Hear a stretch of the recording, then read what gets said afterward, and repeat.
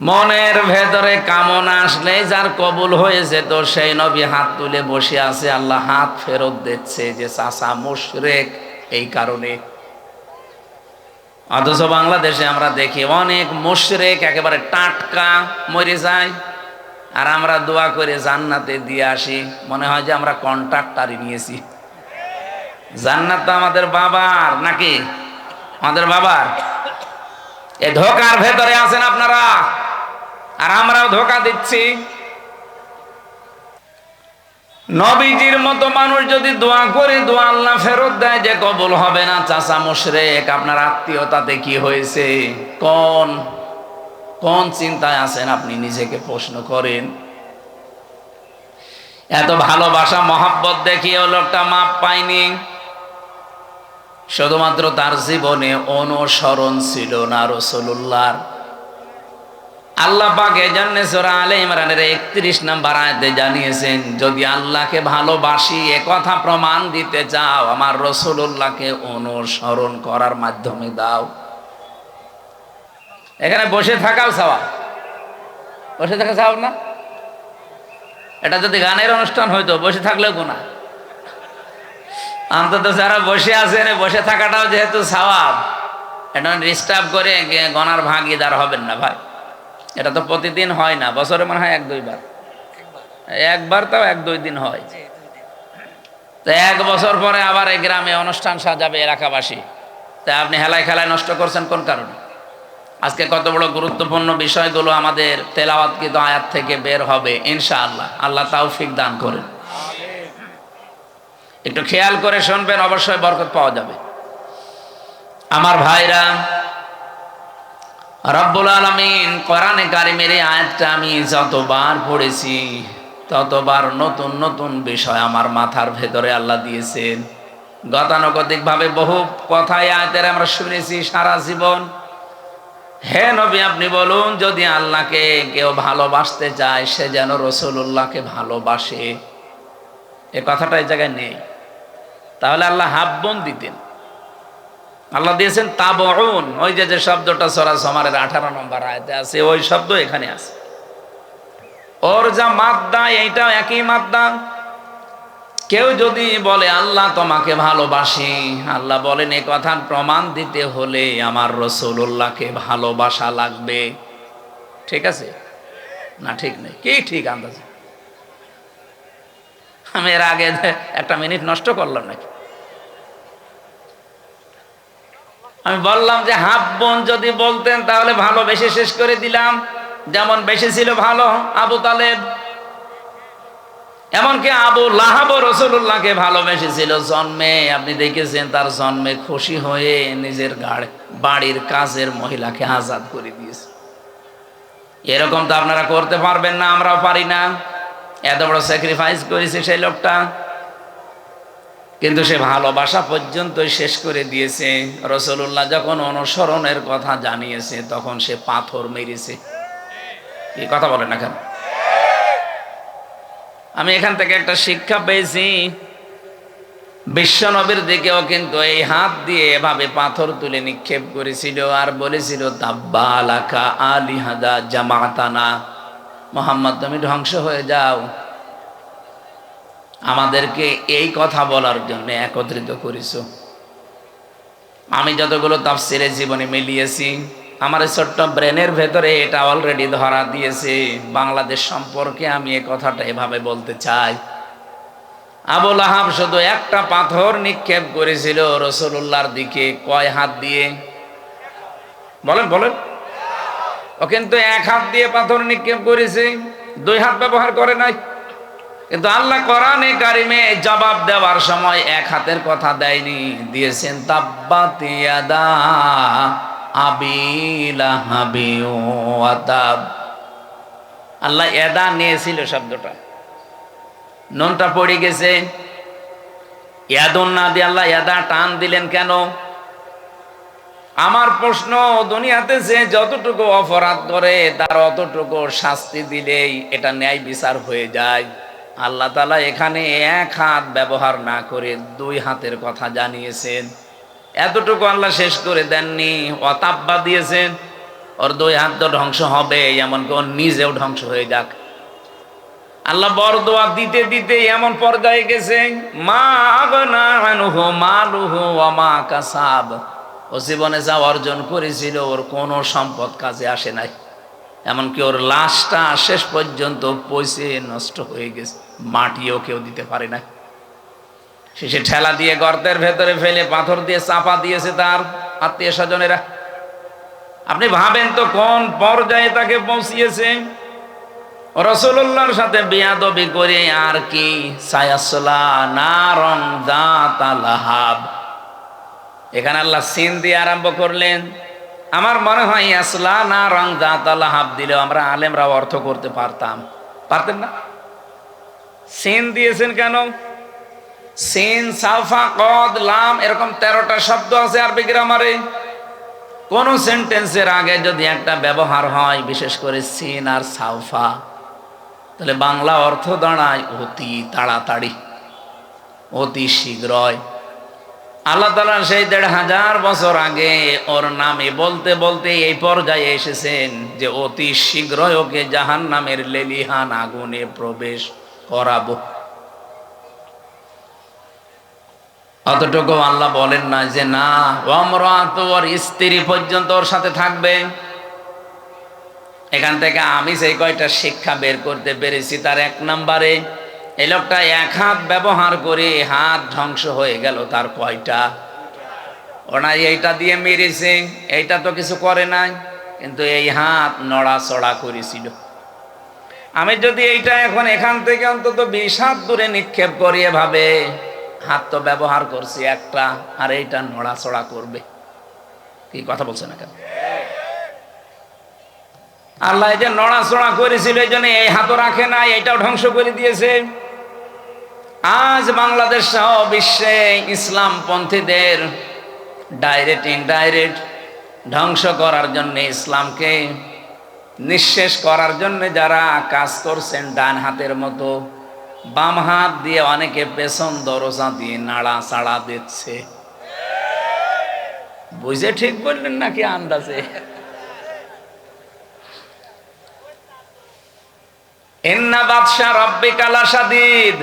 এমনিতে আল্লাহ কিছু বলে না, কিন্তু যদি ধরে ওরে আর ছাড়ে না।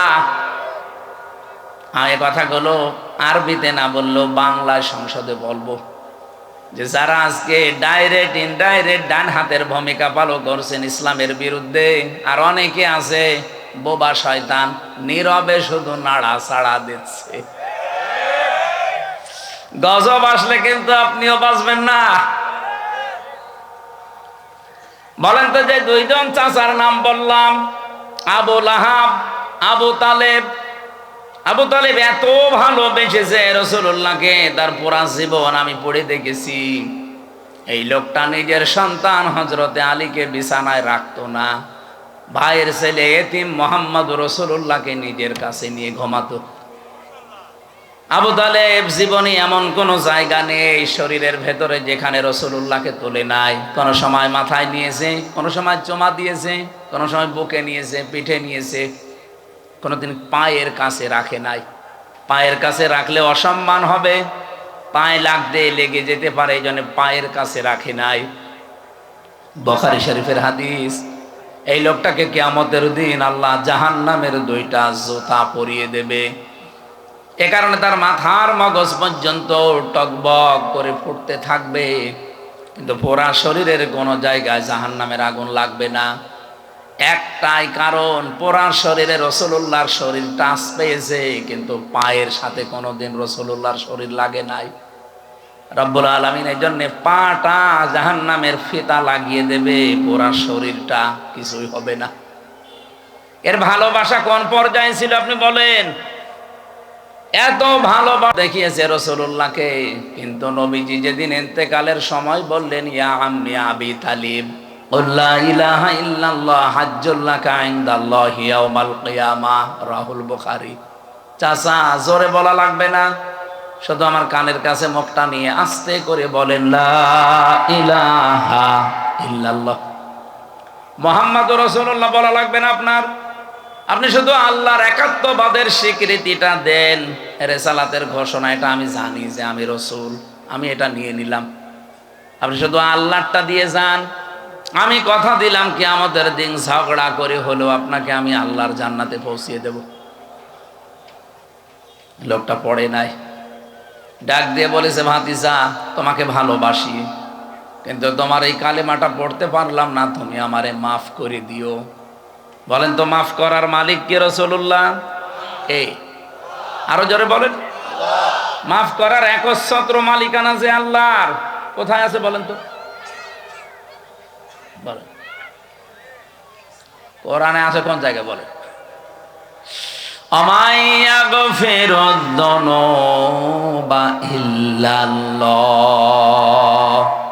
সূরা আলে ইমরানের ভেতরটা মাঝে আছে, রব্বুল আলামিন জানিয়েছেন মাফ করতে পারে গুনাহ শুধুমাত্র আল্লাহ ছাড়া, মাফ করার ক্ষমতা কারো নেই। হ্যাঁ, যদি আপনি হক বলে ইবাদত নষ্ট করেন, এটা আবার আল্লাহর না, এটা বান্দার। আপনি কোনো বৈধ কাজ করা লাগবে, এই জায়গায় যদি ঘুষ নিয়ে থাকেন, আপনি বান্দার হক নষ্ট করেছেন। এই হকটা দুনিয়ায় থাকতে হয় ফেরত দিয়ে যাবেন, নাই কিয়ামতের দিন নেকি দিয়ে ফেরত দেওয়া লাগবে, এরপরে মাফ হবে। আল্লাহর সাথে যে অধিকারগুলো, এগুলো আল্লাহ মাফ না করলে পৃথিবীর কারো বাবারও ক্ষমতা নেই মাফ করার। এই জন্য অমাইয়াগফিরুদ যুনুবা ইল্লাল্লাহ, জাম্বন দেয়নি যুনুব বহু বছর, কোন গুনাহ কেউ মাফ করতে পারে না ইল্লাল্লাহ, আল্লাহ ছাড়া। এই লোকটা যখন ডাক দিয়েছে, ভাতিজা মাফ করে দিও নবীজিকে, সঙ্গে সঙ্গে কোরআনে কারিমের আয়াত নাজিল করে আল্লাহ সতর্ক বাণী দিয়েছেন, ইন্নাকা লা তাহদি মান আহবাবতা ওয়ালাকিন্নাল্লাহা ইয়াহদি মান ইয়াশা ওয়া হুয়া আ'লামু বিল মুহতাদিন। সূরা কসসের ভেতরে আছে 56 নম্বর আয়াতে, নিশ্চয় হে নবী আপনি যাকে চান তাকে হেদায়েত দিতে পারেন না, আমি আল্লাহ যাকে ইচ্ছা করি তাকে হেদায়েত দান করি, আর হেদায়েত কে পাবে এটা আপনার চাইতে আমি আল্লাহ ভালো জানি। এই জন্য আ'লামু দেওয়াস। এরপরেও নবীজির মন মানছিল না, কারণ এত কষ্ট পৃথিবীতে রাসূলুল্লাহর পেছনে কেউ করে নাই। সেই জন্ম থেকে শুরু করে একেবারে প্রাপ্তবয়স্ক পর্যন্ত রাসূলুল্লাহ তার পেছনে এত, এই লোকটা রাসূলুল্লাহর পেছনে এত সময় দিয়েছে, শ্রম দিয়েছে, বাড়িতে রেখে খাবার খাওয়িয়েছে, লালন পালন করা যারে বলে। বিশ্বনবী মুহাম্মদ রাসূলুল্লাহর মন মানে না, এজন্য তিনি আবু তালেবের কবরের পাশে গিয়ে দোয়া করেছিলেন, মাপ চেয়েছিলেন আল্লাহর কাছে, রব্বুল আলামিন তুমি আমার চাচা আবু তালিবকে মাফ করে দাও। সঙ্গে সঙ্গে জিবরাইল এসে বললেন, হে নবী হাত নামান। কার জন্য হাত তুলেছেন? মা কানা লিন-নাবিয়্যি ওয়াল্লাযীনা আমানু আন ইস্তাগফিরু লিল মুশরিকিন ইলা আখির আয়াত। সূরা তাওবার 113 নম্বর আয়াতের প্রথম অংশে আছে, কোন নবীর জন্য, কোন ইমানদারের জন্য জায়েজ না, শোভনীয় না, উচিত না যে কোনো মুশরিক মারা গেলে তার জন্য ক্ষমা চাবে। ওয়ালাউ কানু উলি কুরবা, যদি ওইটা নিজের নিকট আত্মীয় হয়। বাংলার মুসলমানেরা এটা রেকর্ড হচ্ছে, আপনি কার দোয়া আল্লাহ ফেরত দিচ্ছে টের পাচ্ছেন? জীবনে যেই নবী হাত তুলেছে আল্লাহ ফেরত দিয়েছে এমন রেকর্ড নেই, শুধু একটা জায়গায় বিশ্ব নবী হাত তুলেছে আল্লাহ ফেরত দিয়েছে, আমি তার পুরা জীবনী পেড়ে একটা জায়গায় পেয়েছি। মনের ভেতরে যার কামনা আসলে কবুল হয়ে যেত, মনের ভেতরে কামনা আসলে যার কবুল হয়ে যেত, সেই নবী হাত তুলে বসে আছে, আল্লাহ হাত ফেরত দিচ্ছে যে চাচা মুশরিক এই কারণে। অথচ বাংলাদেশে আমরা দেখি অনেক মুশরিক একেবারে টাটকা মরে যায়, আর আমরা দোয়া করে জান্নাতে দিয়ে আসি, মনে হয় যে আমরা কন্ট্রাক্টারই নিয়েছি। জান্নাত তো আমাদের বাবার, নাকি আমাদের বাবার? এই ধোকার ভেতরে আছেন আপনারা। আর আমরাও ধোঁকা দিচ্ছি। নবীজির মতো মানুষ যদি দোয়া করে দোয়া আল্লাহ ফেরত দেয় যে কবুল হবে না, চাচা মুশরিক, আপনার আত্মীয়তাতে কি হয়েছে? কোন কোন চিন্তায় আছেন আপনি নিজেকে প্রশ্ন করেন। এত ভালোবাসা মহব্বত দেখিয়ে লোকটা মাপ পায়নি, শুধুমাত্র তার জীবনে অনুসরণ ছিল না রাসূলুল্লাহর। আল্লাহ পাক এজন্য সূরা আলে ইমরানের 31 নম্বর আয়াতে জানিয়েছেন, যদি আল্লাহকে ভালোবাসি এ কথা প্রমাণ দিতে চাও, আমার রাসূলুল্লাহকে অনুসরণ করার মাধ্যমে দাও।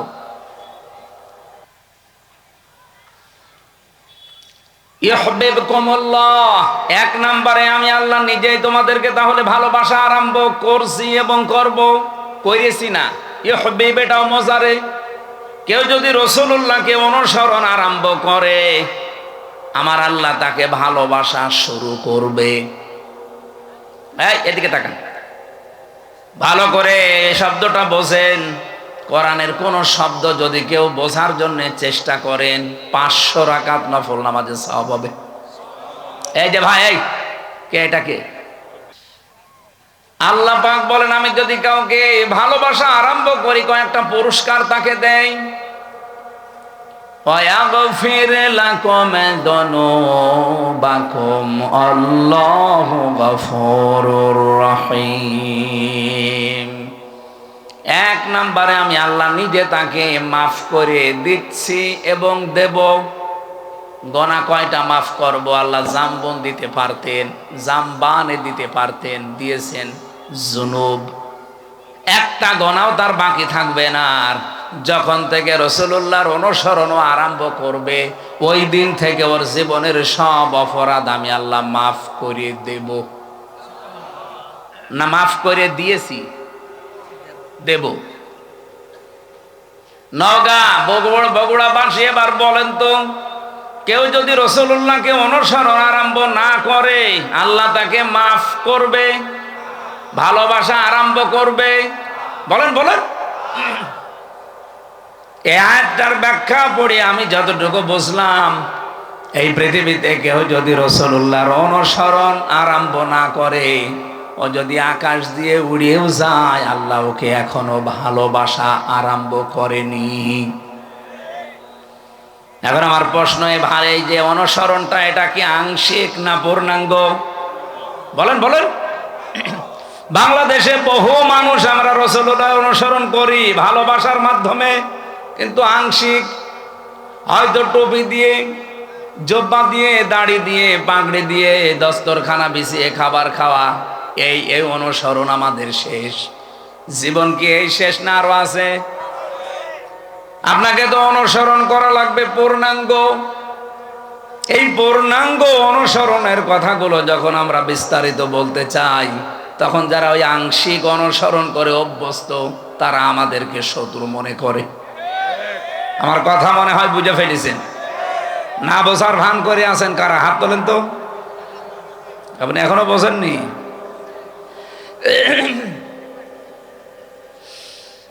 বগুড়াবাসী, এখান থেকে আজকে সিদ্ধান্ত নিয়ে যাবেন, জীবন আর কয়দিন আছি আমি রাসূলুল্লাহর অনুসরণ আর আংশিক করতে চাই না। যত ঝড় ঝাপটা আসুক না কেন, অনুসরণ আমি করতে চাই পূর্ণাঙ্গ। কথা বলেন না কেন? আর রাসূলুল্লাহকে অনুসরণ করতে হলে কোরআনে কারীমকে ইত্তেবা, অনুসরণ যেটা, ফায়াত্তাবিউনা আহসানা, এর ভেতরে যে উত্তম কথাগুলো আছে, সেগুলো অনুসরণের মাধ্যমে প্রমাণ দেওয়া লাগবে। আল্লাহ পাক এই কথা বলে শেষ করেননি, আয়াতটা শেষ করলেন, উলাইকাল্লাযীনা হাদাহুমুল্লাহ, এই মানুষগুলোকে আমি আল্লাহ হেদায়েত দিচ্ছি এবং দেব। এখানে ফাইল বা কর্তা সরাসরি আল্লাহ নিজে। রব্বুল আলামিন বলেন, আমি নিজে তাদেরকে হেদায়েত দেব। তাহলে আল্লাহর হেদায়েত পাওয়ার একটা শর্ত এখানে পেলাম।